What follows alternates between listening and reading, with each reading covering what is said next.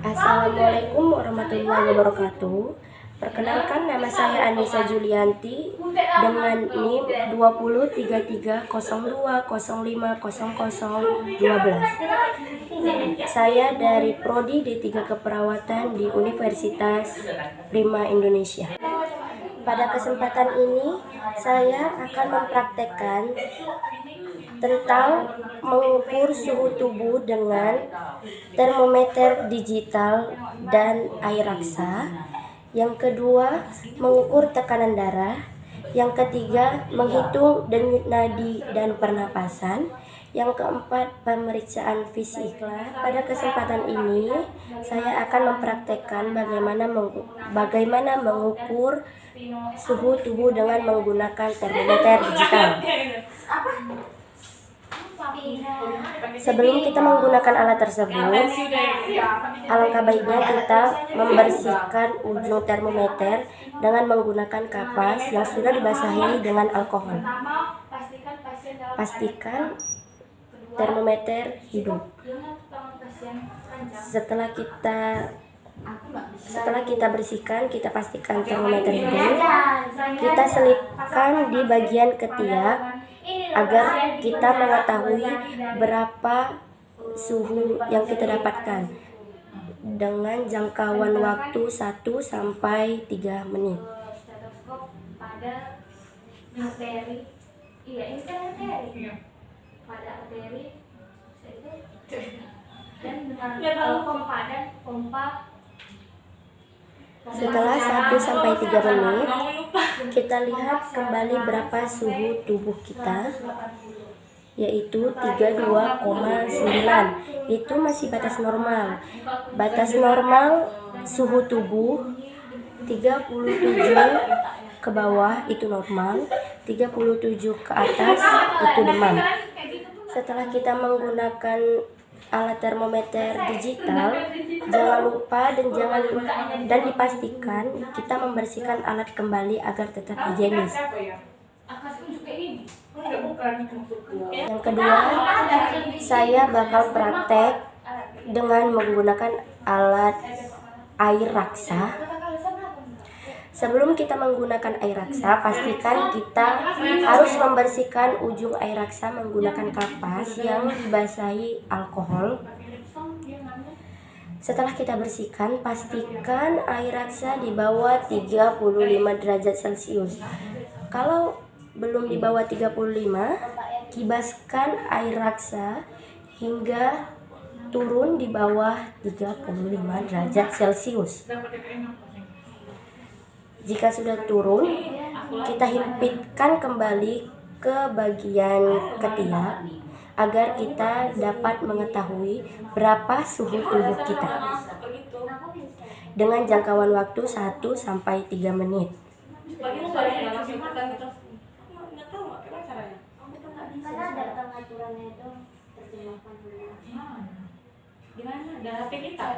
Jika sudah sampai 1 sampai 3 menit, kita cek kembali air raksa dan lihat berapa suhu yang kita dapat. Suhu yang kita dapat 36 derajat Celcius. Itu masih batas normal. Pasien dikatakan demam ketika suhu tubuh di atas 37 derajat Celcius. Dan setelah kita menggunakan air raksa, pastikan kembali kita membersihkan air raksa agar tetap higienis. Baiklah, selanjutnya saya akan praktek meriksa tekanan darah dengan menggunakan tensi. Pastikan sebelum kita memeriksa tekanan darah pasien, alangkah baiknya kita izin kepada pasien. Apakah pasien bersedia untuk kita periksa? Bersedia. Baik. Setelah pasien bersedia, pasang manset di lengan dan di atas 2 jari lipatan siku. Kalau enak ditutup lagi ya kan berarti kan. 2 tahun apa S1? 2 jari di atas lipatan siku.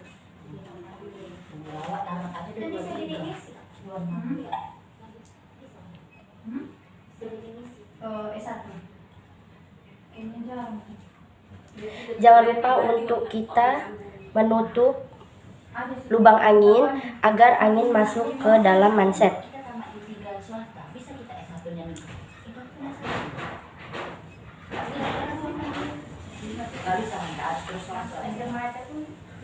Negeri bisa pindah ke apa?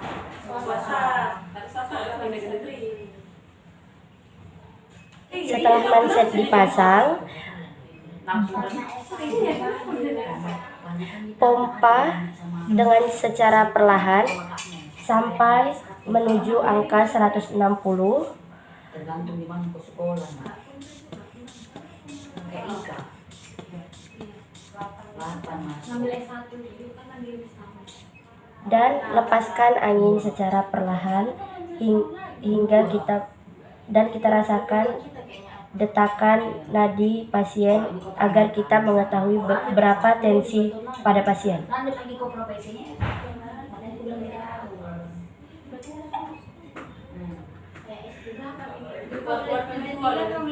Kalau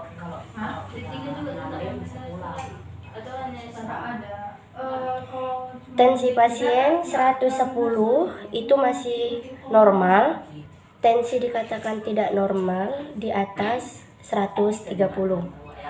Setelah siap kita cek tensi, kita buka kembali alat tensi. Kita buka kembali mansetnya.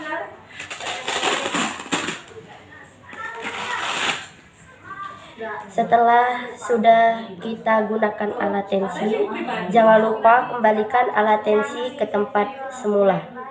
Baiklah, selanjutnya saya akan praktek tentang mengukur pernapasan dan denyut nadi.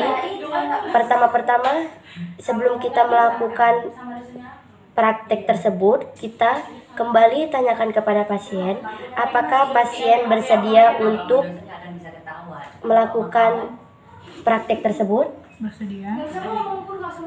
Baiklah, setelah pasien bersedia melakukan pengukuran pernapasan, saya terlebih dahulu akan mempraktikkan dengan cara tarik nafas dan buangkan secara perlahan, dilakukan berulang kali selama 1 menit.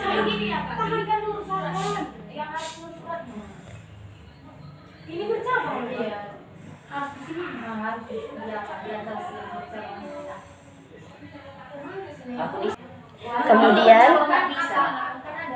jika saya sudah melakukannya, saya suruh kembali pasien saya untuk melakukan seperti yang saya lakukan.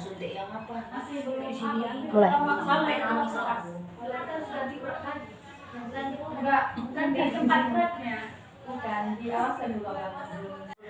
Nah, setelah pasien tahu cara mengukur pernapasan, saya kembali akan mengajarkan pasien bagaimana menentukan denyut nadi. Sebelum kita praktek menghitung denyut nadi, kembali kita tanyakan kepada pasien, apakah pasien bersedia? Bersedia. Baik, setelah pasien bersedia, yang pertama tadahkan tangan ke atas, letakkan jari telunjuk dan jari tengah di bagian dalam tangan, melalui pembuluh darah arteri. Maka tekan dan rasakan denyut nadi selama 1 menit. Baiklah, apakah pasien sudah mengerti? Sudah. Baiklah, selanjutnya saya akan praktek tentang pemeriksaan fisik palpasi, perkusi, dan auskultasi. Sebelum kita melakukan pemeriksaan fisik, alangkah baiknya kita meminta izin kepada pasien untuk apakah pasien bersedia untuk melakukan tindakan pemeriksaan fisik tersebut. Bersedia. Baiklah, setelah pasien bersedia, pertama-tama pasien harus berbaring dengan keadaan rileks. sebelum melakukan pemeriksaan fisik, terlebih dahulu untuk mencuci tangannya agar tetap higienis. Baik, setelah selesai mencuci tangan, pastikan pasien sudah tertidur dengan keadaan rileks. Kita akan mencoba meraba bagian toraks pasien pada kosta dengan menggunakan jari telunjuk, jari tengah, dan jari manis. Lalu kita berikan sedikit tekanan pada ujung jari atau pada telapak jari. Kita dapat menemukan rasa sakit dengan melihat mimik wajah pasien atau keluhan. Setelah itu, letakkan telapak tangan untuk merasakan getaran jantung pasien dan lateral tangan untuk merasakan getaran paru-paru. Kemudian kita akan memeriksa perut pasien dengan mengikuti dinding perut dengan inspirasi dan ekspirasi. Kita menggunakan jari telunjuk, jari tengah, dan jari manis dengan sedikit menekannya.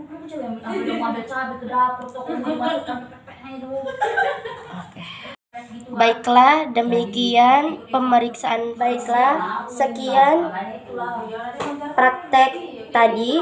Semoga dapat bermanfaat untuk kita semua. Wassalamualaikum warahmatullahi wabarakatuh.